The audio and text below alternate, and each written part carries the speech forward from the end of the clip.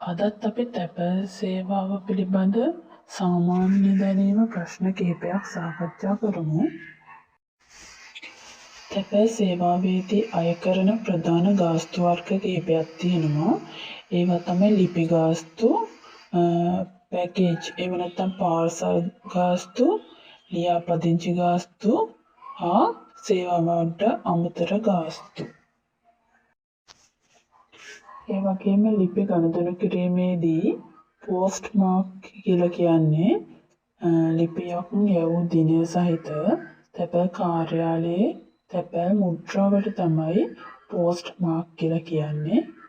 ඒ වගේම තැපැල් කාර්යාලයක් තුළ ෂෝට් ඉන් ක්‍රියාවලිය කියලා කියන්නේ ෂෝට් කරනවා කියලා කියන්නේ අදාළ බෙදා හරින තියෙන ලිපි පාර්සල් තමන් ගමන් කරන මාර්ගය අනුව පිළිවෙලකට වර්ග කරලා තබන ක්‍රියාවලියට තමයි ෂෝට් ඉන් ක්‍රියාවලිය කියලා කියන්නේ.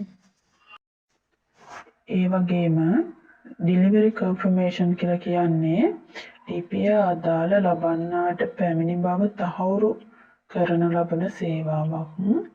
ඒ වගේම තැපැල් සේවාවක් සාමාන්‍ය දේශීය ලිපි සඳහා දින 2-5 අතර කාලයක් තමයි ගත වෙන්නේ.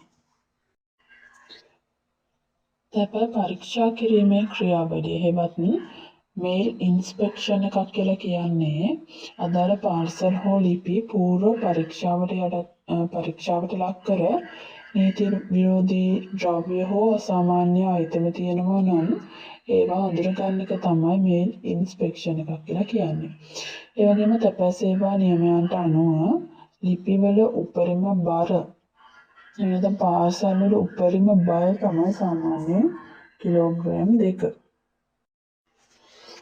තවත් මේ වගේ වීඩියෝ හැකි ඉක්මනින් ඔයගොල්ලන්ට ගේන්න බලාපොරොත්තු වෙනවා. channel එක subscribe කරලා නැති අය subscribe කරන්න. ඒ වගේම channel එක subscribe කරලා තියෙන අයට ගොඩාක් ස්තුතියි.